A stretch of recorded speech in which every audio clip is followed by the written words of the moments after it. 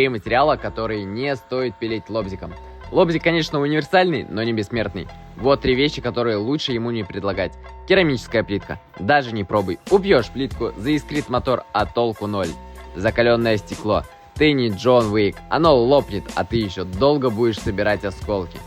Арматура и гвозди. Даже если случайно попал, отпусти просто кнопку. Пилка, до свидания, зубы в ремонт.